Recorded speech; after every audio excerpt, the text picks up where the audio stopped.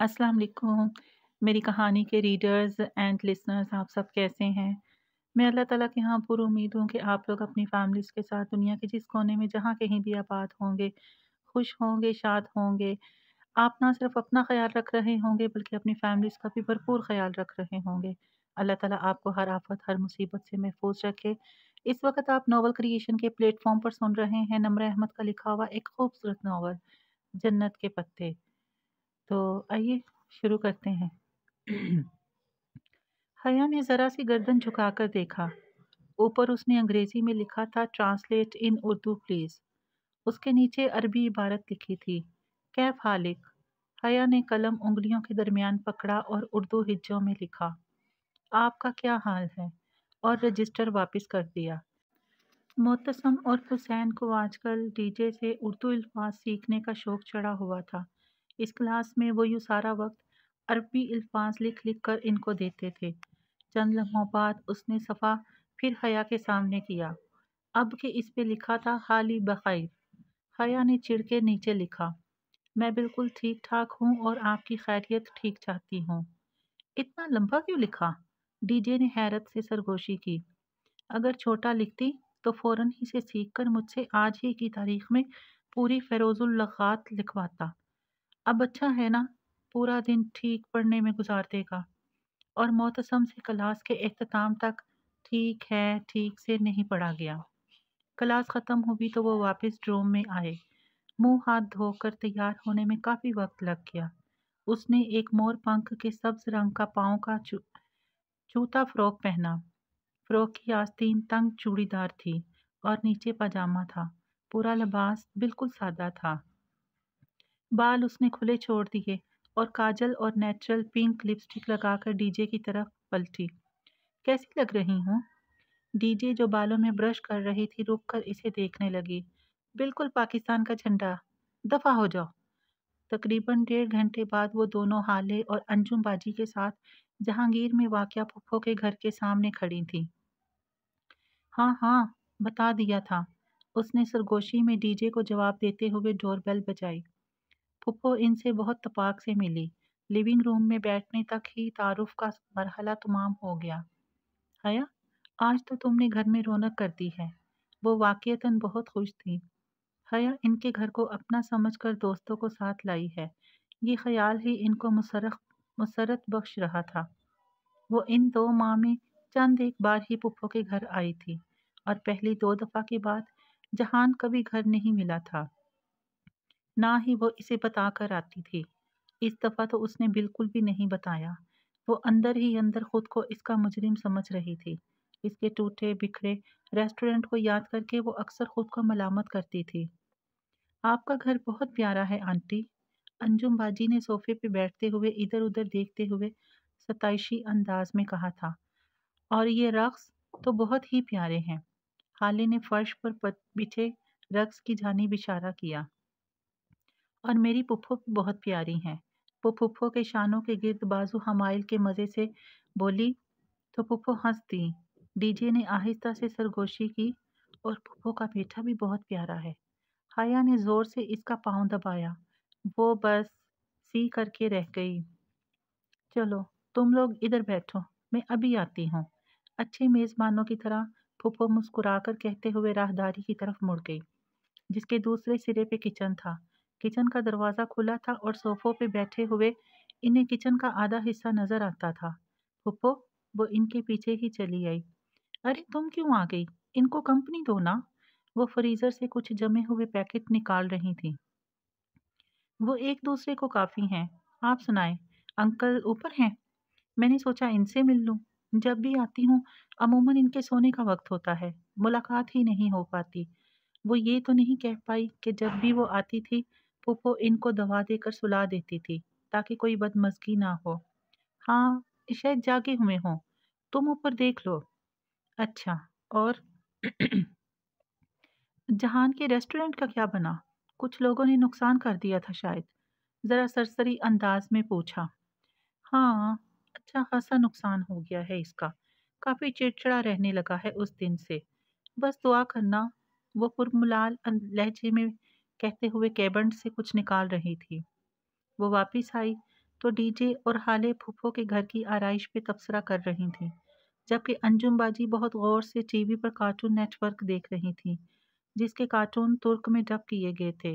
سبانجی میں وہ واحد شے دیکھنے کا موقع نہیں ملتا تھا، وہ ٹی وی تھا۔ ان کو مصروف پا کر وہ زینہ چڑھنے لگی۔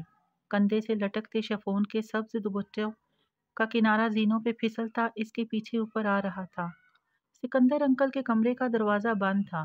اس نے ہولے سے انگلی کی پشت سے دستک دی، پھر ڈور نوب گھما کر دروازہ دھکیلا۔ کمرے میں نیم تاریکی سی چھائی ہوئی تھی۔ باہر دھوپ تھی، مگر بھاری پردوں نے اس کا راستہ روک رکھا تھا۔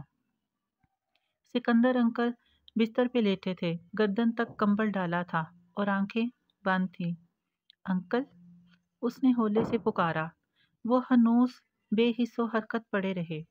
وہ چند لمحے تعصب سے ان کا پس مردہ بیمار چہرہ دیکھتی رہی، پھر ہولے سے دروازہ بند کر کے باہر آ گئی۔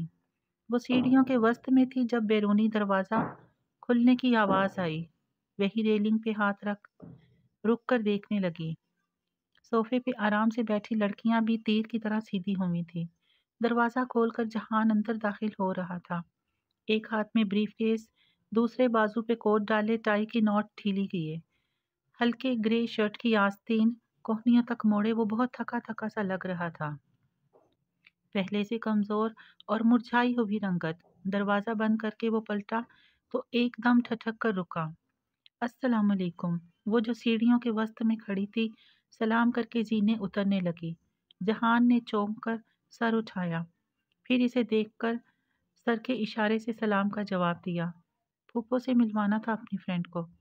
نائس ٹو میٹ یو، بغیر کسی مسکراہٹ کے اس نے کھڑے کھڑے مروتاً کہا، اور جواب کا انتظار کیے بغیر ان کی طرح سنجیدہ تاثرات کے ساتھ کچن کی طرف بڑھ گیا۔ یہ انجم باجی نے سوالیہ نگاہوں سے اسے دیکھا۔ پھپھو کا بیٹا جہان۔ وہ قدر خفت سے تعارف کرواتے ہوئے آخری زینہ اتر کر صوفے پہ آ بیٹھی۔ وہاں سے کچن کا آدھا منظر دکھائی دیتا تھا۔ جہان کا کوٹ راہداری میں لگے اسٹینڈ پہ لٹکا تھا اور بریف کیس کاؤنٹر پہ۔ وہ خود بھی کاؤنٹر سے ٹیک لگا کر کھڑا پانی کی بوتل منہ سے لگائے گھونٹ بھر رہا تھا۔ ساتھ ہی پھپھو کیبنٹ سے کچھ نکالتی دکھائی دے رہی تھی، مگر گھر چھوٹا تھا اور راہداری مختصر، سو کچن میں گفتگو کرتے ہی افراد کی آوازیں صاف سنائی دیتی تھی۔ لے زمن جلدی۔ وہ بوتل رکھ کر ان کی طرف متوجہ ہوا۔ زمن سمدی۔ جواباً وہ ذرا کھڑے انداز میں درشتی سے ترک میں کچھ بولا تو ڈی جے سے کچھ کہتی حالے نے چونک کر کچن کی طرف دیکھا۔ جہان؟ پھپھو نے تنبیہ نگاہوں سے اسے گھورا۔ اس نے جواب میں خاصی تلخی سے کچھ کہتے ہوئے بوتل میز پہ رکھی۔ حالے نے قدرے بے چینی سے پہلو بدلا۔ حیا اس کے چہرے کے الجھے تاثرات بغور دیکھ رہی تھی۔ وہ کچھ دیر بعد بغیر ذرا سوچ کر بولی، حیا استقلال سٹریٹ میں آج لیویز پہ سیل لگی ہے، وہ چیک نہ کر لیں؟ اٹھنے کا ایک بہانہ۔ حیا گہری سانس لے کر کھڑی ہو گئی۔ ڈی جی اور انجم باجی بھی کچھ سمجھ پا رہی تھی۔ ہاں چلو، میں ذرا پھپھو کو بتا دوں۔ وہ کچن کی طرف آ گئی۔ باقی لڑکیاں صوفوں سے اپنے اپنے بیگ اٹھانے لگیں۔ اچھا پھپھو، ہم لوگ چلتے ہیں، ہمیں آگے شاپنگ پہ جانا ہے۔ کچن کی چوکھٹ میں کھڑے ہو کر اس نے جہان سکندر کو قطعاً نظر انداز کرتے ہوئے بتایا۔ وہ فریج کا دروازہ کھولے کچھ نکال رہا تھا۔ ارے ابھی تو آئی تھی، ابھی سے جا رہی ہو؟ پھپھو ایک ملامت زدہ نگاہ جہان پر ڈال کر تیزی سے اس کی طرف آئی، پھر وہ اصرار کرتی رہی، مگر وہ نہیں رکی۔ دوبارہ آنے کا وعدہ کر کے وہ بہت خوش دلی سے ان کو خدا حافظ کہہ کر باہر نکلی۔ ڈور میٹ پہ رکھے اپنے جوتوں میں پاؤں ڈالنے تک اس کے چہرے سے مسکراہٹ غائب ہو گئی تھی اور اس کی جگہ سپاٹ سی سختی نے لے لی تھی۔ وہ ان چاروں کے آگے خاموشی سے سڑک کے کنارے چلنے لگی۔ جب وہ کالونی کا موڑ مڑ کر دوسری گلی میں داخل ہوئی تو وہ تیزی سے حالے کی جانب گھومی۔ حالے؟ جہان نے پھپھو سے کیا کہا تھا؟ جانے دو حیا۔ حالے نے نگاہیں چرائی۔ اسکارف میں لپٹا اس کا چہرہ قدرے پھیکا سا تھا۔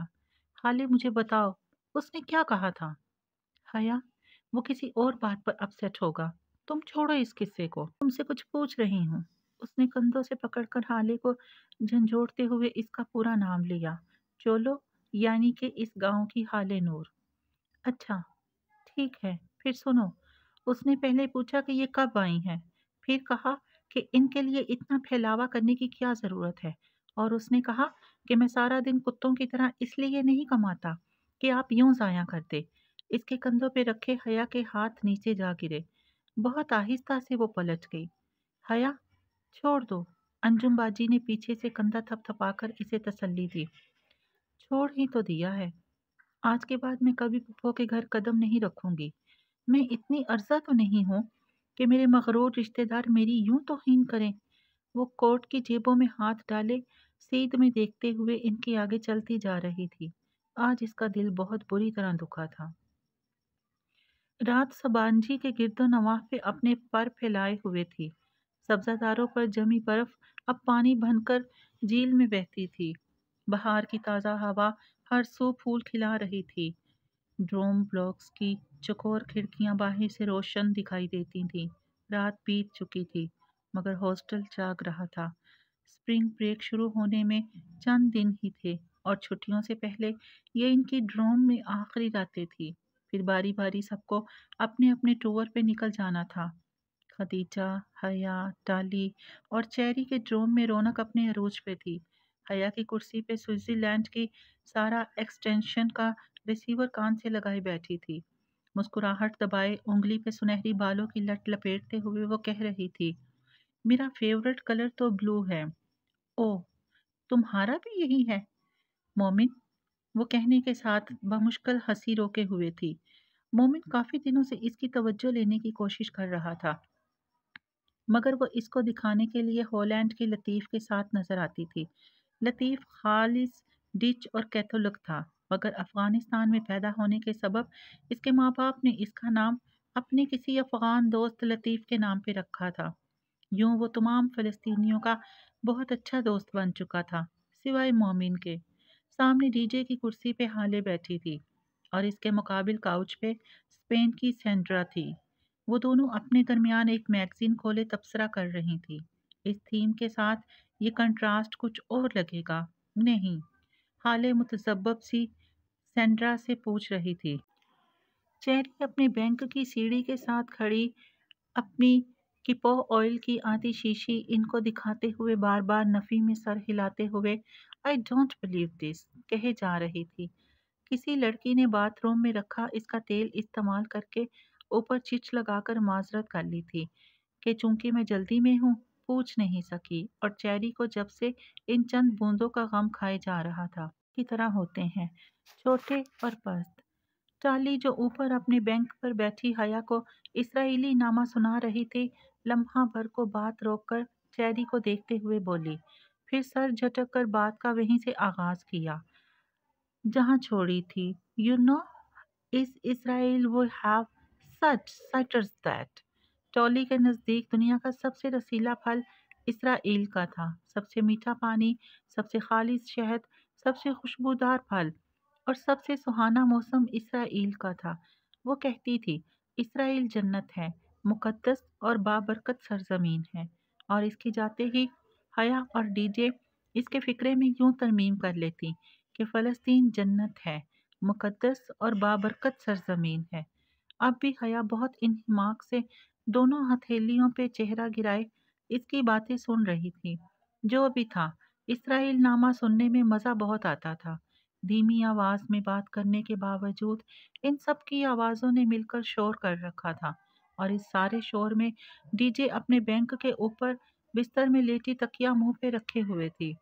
इनकी आवाज़ बुलंद होती गई तो उसने मुंह से तकिया हटाया और चेहरा ऊपर करके बेजारी से इनको मुखातिब किया, प्लीज़ शोर मत करो, मेरे सर में दर्द है, मुझे सोने दो।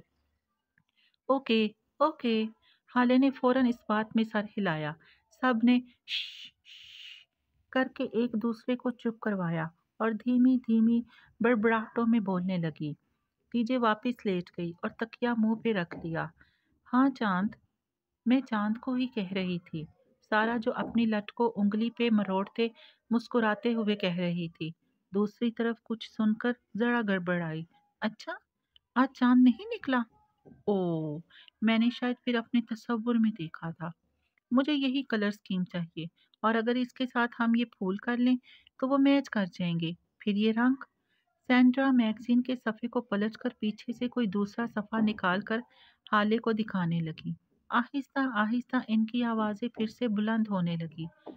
चंद सानिये बाद ड्रोम में फिर से शोर मचा था। Can someone please shut up? DJ जब्त खोकर उठी और जोर से चिल्लाई।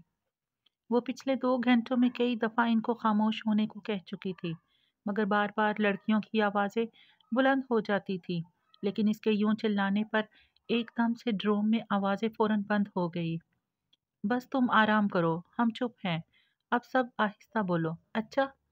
हया ने जल्दी से मुस्कुराकर इसे तसल्ली दी। वो कुछ बुड़बुड़ाते हुए वापस लेट गई और कमरे में सब मध्यम सरगोशियों में बातें करने लगे। चंद पल मजीद सरके फिर इसराइल में हमारा मुकद्दस दरख्त। सबसे पहले टाली की आवाज़ बुलंद हुई थी, फिर सारा, फिर हाले और फिर चेरी, जो अभी तक सबको मुतवज्जो करने की सही करते हुए इन्हें बोतल दिखा रही थी। मतलब ये कहाँ की अखलाकियात है कि किसी का तेल इससे पूछे बगैर इस्तेमाल कर लिया जाए। शोर वापस लौट रहा था। डीजे एकदम उठी, कंबल उतार कर फेंका, बंक की सीढ़ियां फलांग कर उतरी, अपनी मेज पे रखा स्वेटर गर्दन में डाला, साथ रखी 3 किताबें उठाई, खामोशी से किसी की तरफ भी देखे बगैर बाहर निकल गई। उसने अपने पीछे धड़ाम से दरवाजा बंद किया था। ड्रोम में एकदम सन्नाटा छा गया। सबने एक दूसरे को देखा था। सारा ने बिना कुछ कहे रिसीवर क्रैडल पर रख दिया। चेरी ने हिफ्फत से अपनी बोतल वापस बैग में रखी। हाले और सैंड्रा ने मैगजीन बंद कर दिया। बहुत सी नादम निगाहों के तबादले हुए। वो नाराज हो गई है, अब क्या करें? हाले बहुत आहिस्ता से बोली। ठहरो, मैं इसे मनाती हूँ। हया ने कंबल परे हटाया और बैंक की सीढ़ियाँ उतर कर नीचे आई। मेज पे रखा अपना दुपट्टा उठाया और चप्पल पहनते हुए बाहर निकल गई। पीछे कमरे में अभी तक सन्नाटा छाया था। स्टडी साथ ही थी। इसे पता था डीजे वहीं होगी। उसने दरवाज़ा धकेला तो वो खुलता चला गया। वो सामने राइटिंग टेबल पे किताबें फैलाई बैठी थी। चौखट से इसका नीम रुख ही नजर आता था। फिर भी वो देख सकती थी कि वो रो रही थी। इसका दिल एकदम बहुत ज्यादा दुखा। वो दबे कदमों चलते हुए इसके करीब आई। डीजे। खदीजा बाई कनपट्टी को उंगली से मसलते चेहरा किताब पर झुकाए आंसू पीने की कोशिश कर रही थी। DJ, we are really sorry. वो कुर्सी खींचकर इसके साथ बैठी और इसका हाथ थामना चाहा। डीजे ने सख्ती से हाथ छुड़ा लिया। इसे बेहद मलाल हुआ। सॉरी यार, हमने तुम्हारा ख्याल नहीं किया। तुम्हारी तबीयत तो ठीक है? वो जवाब दिए बिना यूं ही कनपट्टी को उंगली से मसलती किताब पे सर झुकाए बैठी रही। सर में दर्द है? उसने होले से पूछा। डीजे ने अस्पात में सर हिलाया। टैबलेट ली है कोई? हाँ। वो हथेली की पुश्त से गीले रुखसार रगड़ते हुए बोली तो आवाज भारी थी। सिर्फ यही बात है? उसने गौर से इसका चेहरा देखा। मुझे घर याद आ रहा है। तो रो क्यों रही हो? सेमेस्टर खत्म होने के बाद हमने घर तो चले जाना है ना? सेमेस्टर खत्म होने में बहुत देर है। उसने चेहरा उठाकर बेचारगी से इसे देखते हुए कहा। ऐनक के पीछे इसकी आंखें आंसुओं से भरी थी। देर कहाँ? फरवरी में हम इधर आए थे। मार्च गुजर गया, अप्रैल गुजर रहा है, मई आने वाला है, जून में एग्जाम्स होंगे और जुलाई में हम पाकिस्तान होंगे। 5 माह तो खत्म भी हो गए। डीजे भीगी आंखों से मुस्कुरा दी। क्या जिंदगी इतनी जल्दी गुजर जाती है? इससे भी जल्दी गुजर जाती है। हमें पता भी नहीं चलता और हमारा वक्त खत्म हो जाता है। एख्तिताम। दी एंड। खल्लास। उसने हाथ झाड़कर जैसे बात खत्म की। डीजे चंद लम्हे डबडबाती आंखों से इसे देखती रही। हया, मैंने कल अपनी अम्मी को ख्वाब में देखा था। वो बहुत बुरी तरह रो रही थी। इतनी बुरी तरह कि मेरा दिल डर रहा है। पता नहीं घर में सब ठीक भी है या नहीं। मैं घर का आखिरी बच्चा हूँ और आखिरी बच्चों के हिस्से में हमेशा बूढ़े माँ बाप ही आते हैं। मेरा दिल इनके लिए दुखता है हया। मैं समझ सकती हूँ, मगर हम क्या कर सकते हैं? 3 माह तो हमने यहाँ गुजारने हैं ना, हम पाकिस्तान चले जाएं। तुम जानती हो ये नामुमकिन है। हमने कॉन्ट्रैक्ट साइन किया है, हम 5 माह खत्म होने तक तुर्की नहीं छोड़ सकते। मैं मुस्तकिल जाने की बात नहीं कर रही, बस चंद दिन के लिए। स्प्रिंग ब्रेक में हम इस्लामाबाद चले जाएं। हया ने गहरी सांस ली। मेरी भी कज़न की शादी है, मगर मैं इसे कुर्बान कर रही हूँ सिर्फ इसलिए कि अगर हम अभी पाकिस्तान गए तो वापस आते हुए हमारा दिल बहुत ख़राब होगा, और फिर यूं तुर्की में अकेले घूमने फिरने का मौका हमें कभी नहीं मिलेगा। अकेले? डीजे ने इस्तेज़ाइया सर झटका। तुम्हें पता है हम दोनों ने ये स्कॉलरशिप प्रोग्राम के लिए क्यों अप्लाई किया था? क्योंकि हम दोनों को अकेली आज़ादी से वक्त गुजारने का शौक था। ऐसी आज़ादी जिसमें अब्बू और भाइयों की रोक टोक ना हो। मगर इंसान आज़ाद तब ही होता है जब वो तन्हा होता है, और यही तन्हाई कैद कर लेती है। हर आज़ादी में कैद छुपी होती है। जैसे अब हम तुर्की में कैद हैं, और मुझे लगता है हम कभी वापस पाकिस्तान नहीं जा सकेंगे। हया ने जैसे ताज्जुब से नफ़ी में गर्दन हिलाई, फिर निगाह मेज़ पे रखी डीजे की मोटी सी फ़लसफ़े की किताब पे पड़ी, जिसके सरे-वरक़ पर सुकरात की तस्वीर बनी थी। इसकी पेशानी पे बल पड़ गए। परे हटाओ इस बूढ़े अंकल को, इसको पढ़ पढ़ कर तुम्हारा दिमाग खराब हुआ है। सुकरात को कुछ मत कहो। डीजे ने तड़प कर किताब पीछे की। अफलातून गवाह है कि सुकरात ने किस अजमत और बहादुरी से जहर का प्याला पिया था। मेरी तो 7 नस्लों पे एहसान किया था। वो तीख कर कहते हुए खड़ी हो गई। और हम कोई पाकिस्तान नहीं जा रहे। 7 दिन और तुर्की के 7 शहर, ये प्रोग्राम है हमारा। डन। डन। डीजे मुस्कुरा दी। और सुनो, आज टाइम चेंज हो गया है, घड़ी 1 घंटा आगे कर लो। वो डीजे को नॉर्मल होता देखकर टाली का इसराइल नामा सुनने वापस चली गई। ओह नहीं, यहाँ भी वही मुशर्रफ वाला नया टाइम, पुराना टाइम। डीजे ने झिंझलाते हुए किताब खोल ली। इसे नए टाइम पुराने टाइम से ज्यादा कोफ्त किसी शय से नहीं होती थी। टाक्सम स्क्वायर का मुजस्समा आज़ादी बहार के फूलों की खुशबू में बसा हुआ था। सुबह का वक्त था, और मुजस्समे के गिर्द दायरे में उगी घास पे सुर्ख ट्यूलिप्स खुले थे। फिजा में ताज़ा पके फलों की रसीली महक थी। वो दोनों इस ठंडी मीठी हवा में साथ चलती चलती इस्तिकलाल स्ट्रीट की तरफ बढ़ रही थीं। दोनों ने स्याह कोट पहन रखे थे और बाजू में बाजू डाल रखा था। वो इतनी दफ़ा इस्तिकलाल स्ट्रीट आ चुकी थी कि बहुत सी दुकानें तो इन्हें हिफ्स हो चुकी थीं। इसके बावजूद वो आज तक इस तवील तरीन गली के एहतताम तक नहीं पहुंच सकी थीं। इनके तमाम दोस्त और ड्रूम फेलोज कल ही अपने अपने टूर्स पे निकल चुके थे। उन्होंने आज सारा दिन इस्तिकलाल स्ट्रीट में शॉपिंग करके कल सुबह की बस से कपोडिका जाना था। आज वो खूब भाव ताव करके शॉपिंग करने का प्रोग्राम बनाकर आई थी, क्योंकि वैसे भी पाकिस्तानी सियाहों के लिए तुर्क फौरन निर्ख कम कर देते थे। 7 दिन, 7 शहर, कितना मज़ा आएगा ना। डीजे ने चश्मे तसव्वुर से खूबसूरत तुर्की को देखते आंखें बंद करके खोली।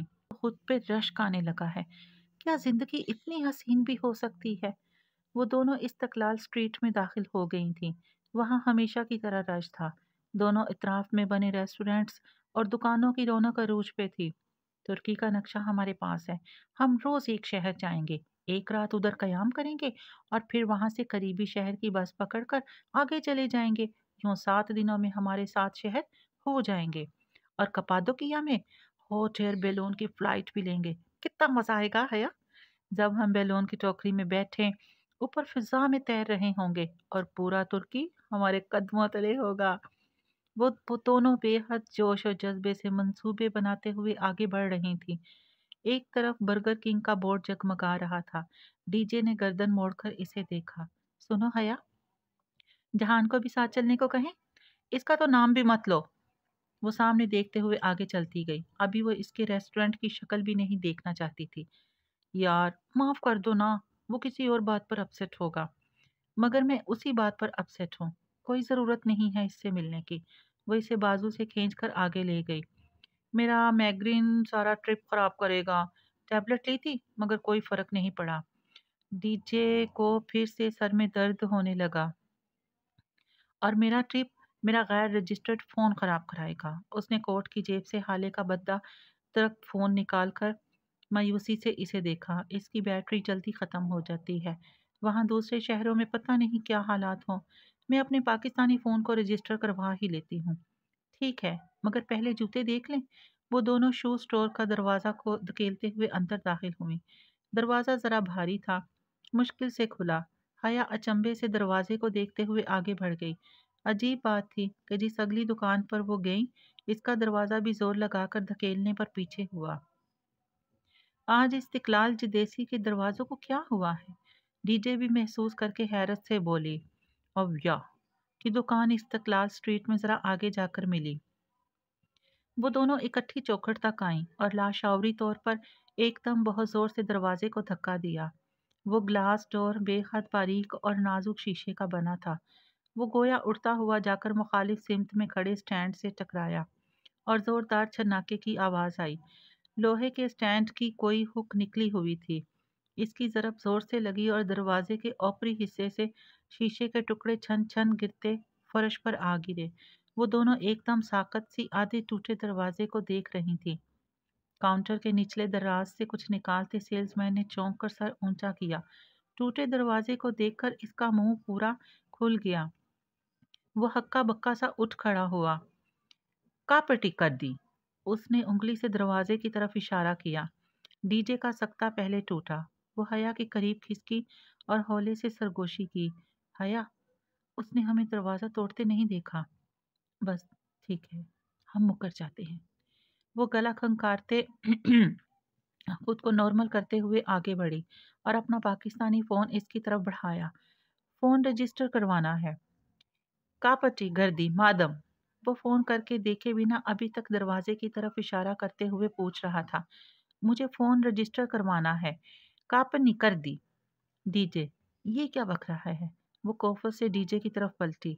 इसे गालिबन इंग्लिश नहीं आती और ये दरवाजे का पूछ रहा है। देखो भाई, वो आगे आई और काउंटर पर कोहनी रखे बड़े एतमाद से बोली। हमने कोई दरवाज़ा नहीं तोड़ा और हमने तो तुम्हारा दरवाज़ा देखा ही नहीं था। बिल्कुल, हमने कभी जिंदगी में दरवाजे नहीं देखे। हमारे घरों में दरवाजे होते ही नहीं हैं। लोग खिड़कियों से अंदर फलांगते हैं, मगर इनकी कोई बात इसकी समझ में नहीं आ रही थी। वह अब सदमे और दुख से सीने पर हाथ मारते दरवाजे को देखते हुए अल्लाह अल्लाह कहने लगा। तुर्क शदीद गम में यही करते थे। अच्छा, मेरा फ़ोन तो रजिस्टर कर दो। लड़का चंद लम्हे गमगीन और कीना परवर निगाहों से इन्हें देखता रहा, फिर हाथ आगे बढ़ाया। Passport, passport. इन दोनों ने एक दूसरे को जरा तशवीश से देखा। ये पासपोर्ट सिर्फ फ़ोन के लिए मांग रहा है? नहीं, ये हमें अंदर करवाएगा। डीजे, इसे पासपोर्ट नहीं देना, वरना उसने इतना लंबा जुर्माना करवाना है कि हमारा ट्रिप कैंसिल हो जाएगा। पासपोर्ट नहीं है हमारे पास, डीजे ने जोर से हाथ हिलाकर कहा। वो हया से चंद कदम पीछे थी। पासपोर्ट। उसने बाजू बढ़ाए फिर से पासपोर्ट मांगा। कहा ना, नहीं है हमारे पास पासपोर्ट। हया झंझलाए हुए अंदाज में कह रही थी। पासपोर्ट के बगैर रजिस्टर नहीं कर सकते। देखो, हम तुम्हें कुछ पैसे ऊपर दे देंगे। Ambulance, ambulance. वो अपनी धुन में कही जा रही थी जब लड़का एकदम घबराकर चिल्ला उठा। उसने नासमझी से इसे देखा, फिर इसकी निगाहों के ताक़ुब में गर्दन मोड़ी। हया, हया पीछे खड़ी डीजे दोनों हाथों में सर थामे औंधी गिरती जा रही थी।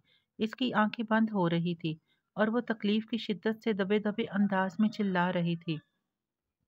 लड़का भागकर काउंटर के पीछे से निकला। DJ, DJ. वो खजियानी अंदाज में चीखे हुए इसकी तरफ लपकी। इसकी ऐनक फिसल कर फर्श पर जा गिरी।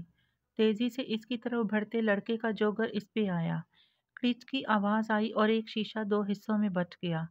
DJ, DJ. वो इस पर झुकी दीवानावार इसे पुकार रही थी। डीजे की आंखें बंद हो रही थी। सारी दुनिया अंधेरे में डूब रही थी। अस्पताल का वो कॉरिडोर सर्द और वीरान था। संगे मरमर का फर्श किसी मुर्दे की तरह सफेद था। सफेद, बेजान, ठंडा। वो बिल्कुल सीधी बैठी थी, साकत, जामिद, सीध में किसी गैर मरई नुक्ते पे निगाहें मुरक्कस किए। इसकी आंखों से आंसू टूट टूट कर गिर रहे थे। जब से डीजे ऑपरेशन थिएटर में थी, वो यूं ही इधर बैठी थी। ऑन ड्यूटी डॉक्टर ने कुछ बताया था कि खदीजा के ब्रेन में बेरी एंसियम थी, एक फूली हुई एन्यूरिज्म जो फट गई थी। सब ऑर्गनाइट हैमरेज, डॉक्टर ने कहा था कि बैरी एनेरिज्म फटने वाले मरीजों में से 80 टू 90% की मौत वाक़या हो जाती है। कम से कम 10% उम्मीद थी और वो इसी 10% उम्मीद को थामे बेंच पर बैठी थी। इसका ज़हन बिल्कुल मफलूज हो चुका था, जैसे भारी सील से सर को कुचल दिया गया हो। फिर भी उसने कहीं से हिम्मत मुज्तमा करके डीजे के घर वालों को फ़ोन कर दिया था। इसके बाप भाइयों को परेशानी, माँ के आंसू, वो कुछ नहीं समझ पा रही थी। इसके अब्बू तुर्की आने की कोशिश कर रहे हैं और इसका भाई जो फ्रांस में मुकीम था वो भी रात तक पहुंच जाएगा। बस इसकी समझ में यही बात आई थी। बार बार कोई ना कोई इसे फ़ोन करता और वो हर बात के जवाब में भीगी आवाज़ से इतना ही कह पाती, मुझे नहीं पता, डॉक्टर बाहर नहीं आए। अब वो यूं ही निढाल सी बेंच पर बैठी थी। आंसू लड़ियों की सूरत आंखों से गिर रहे थे। 10% की उम्मीद। उसने गोद में रखे मोबाइल को देखा और कपाते हाथों से उठाकर पैगाम लिखने लगी। मैं टाक्सम फर्स्ट एड हॉस्पिटल में हूँ। डीजे को ब्रेन हेमरेज हुआ है। तुम फौरन आ जाओ। और जहान को भेज दिया। इनके दरमियान अगर कोई तलखी थी भी तो इसे याद नहीं थी। अगर याद थी तो सिर्फ और सिर्फ खदीजा। अजान का वक्त हुआ तो वो उठी और वुजू करके वापस इधर आई। कोट उसने वहीं बेंच पर छोड़ दिया और अब नीली कमीज की आस्तीनें गीले बाजुओं से नीचे कर रही थी। चेहरा, हाथ और माथे से बाल गीले थे। क्या जिंदगी इतनी जल्दी गुजर जाती है? इससे भी जल्दी गुजर जाती है। चंद रोज कबल की दो लड़कियों की गुफ्तगू इसे याद आई थी। वो सलाम फेर कर तशख्खुद की हालत में बैठी थी। इसका चेहरा मुकम्मल तौर पर भीगा हुआ था और ये वुजू का पानी नहीं था। वो दोनों हथेलियां मिलाए इन्हें डबडबाई आंखों से देख रही थी। मेरे अल्लाह! वो बेआवाज रो रही थी। आपको पता है, डीजे मेरी बेस्ट फ्रेंड है, सबसे अच्छी दोस्त। सारा, इरम, इन सबसे अच्छी दोस्त। इसे हमसे मत छीने। इसके माँ बाप, वो बूढ़े हैं, वो मर जाएंगे। आप हमें ऐसा मत आजमाएं। आप हमें डीजे वापस कर दें। मेरी 10% की उम्मीद को हारने मत दें। वो हथेलियों पे झुकाए, चेहरा झुकाए होले होले लर्ज रही थी। शेफून का नीला दुपट्टा सर से फिसलकर गर्दन की पुश्त तक जा गिरा था। मैं बहुत अकेली हूँ। मेरे पास अभी कोई नहीं है सिवाय आपके। मेरे पास बचाने के लिए कोई घंटी नहीं है, खटखटाने के लिए कोई दरवाज़ा नहीं है, हिलाने के लिए कोई जंजीर नहीं है। मेरी पहली उम्मीद भी आप हैं, आखिरी भी आप हैं। अगर आपने मेरी मदद ना की तो कोई भी मेरी मदद नहीं कर सकेगा। अगर आपने छीन लिया तो कोई दे नहीं सकेगा और अगर आप दे दें तो कोई रोक नहीं सकेगा। आप हमें डीजे की जिंदगी वापस लौटा दें। आप डीजे को ठीक कर दें। इसके दिल पर गिरता हर आंसू अंदर ही अंदर दाग लगा रहा था। जलता, सुलगता हुआ दाग। इसका दिल हर पल जख्मी होता जा रहा था। अल्लाह ताला, मेरे पास कोई नहीं है जिससे मांग सकूं और आपके अलावा कोई नहीं है जो मुझे दे सके। मेरी एक दुआ मान ले। मैं जिंदगी भर कुछ नहीं मांगूंगी, कोई ख्वाहिश नहीं करूंगी। आप हमें डीजे की जिंदगी वापस लौटा दें। मैं हर वो काम करूंगी जो आपको राजी करे और राजी रखे। मैं आपको कभी नाराज नहीं करूंगी। आप डीजे को ठीक कर दें प्लीज। वो हाथों में चेहरा छुपाकर फूट फूट कर रो दी थी। वो जिंदगी में कभी इतनी अकेली नहीं हुई थी जितनी आज थी। वो कभी इतनी बेबस, इतनी लाचार भी नहीं हो रही थी जितनी उस वक़्त थी। कितने घंटे गुज़रे, कितनी घड़ियाँ बीतीं, इसे कुछ याद नहीं था। बस अंधेरा छा रहा था। जब उसने जहान को तेज़-तेज़ कदमों से चलते अपनी तरफ आते देखा। वो खड़ी भी नहीं हुई, बस बेंच पे बैठी गर्दन उठाए इसे देखे गई। तुमने मुझे पहले क्यों नहीं बताया? अब कैसी है वो? हुआ क्या था? वो फूली सांसों के दरमियान कहते हुए इसके साथ बैठा। वो इतना ही परेशान था जितनी वो। बैरी एनर्सम फट गया था, जिसके नतीजे में सब ऑर्गेनाइज्ड हेमरेज। इससे खुद जो समझ में आया था वो बताने लगी। बताकर वो फिर से दोनों हाथों में सर दिए रोने लगी। वो ठीक हो जाएगी। तुम ऐसे मत रो। तुमने कुछ खाया है? तुम मुझे ठीक नहीं लग रही। मैं कुछ लाता हूँ। फिर वो रुका नहीं, तेजी से उठकर चला गया। जब वो वापस आया तो हाथ में सैंडविचेस का पैकेज और जूस की बोतल थी। कुछ खा लो। उसने सैंडविच निकालकर इसकी तरफ बढ़ाया। मुझसे नहीं खाया जाएगा। वो नफ़ी में सर हिलाने लगी। इसी पल ऑपरेशन थिएटर के दरवाजे खुले। वो तड़प कर उठी। मैं देखता हूँ। इसे वहीं रुकने का कहकर वो आगे गया और बाहर आने वाले सर्जन से तुर्क में बात करने लगा। वो बेकरारी से खड़ी इन दोनों को बातें करते देखे गई। Okay, okay. वो सर हिलाकर बात खत्म करके वापस आया। क्या कह रहा था डॉक्टर? कैसी है डीजे? वो आराम से है, अभी इसे शिफ्ट कर देंगे। मगर तुम ठीक नहीं हो। इधर बैठो। इसे वापस बेंच पर बिठाकर उसने सैंडविच इसकी तरफ बढ़ाया।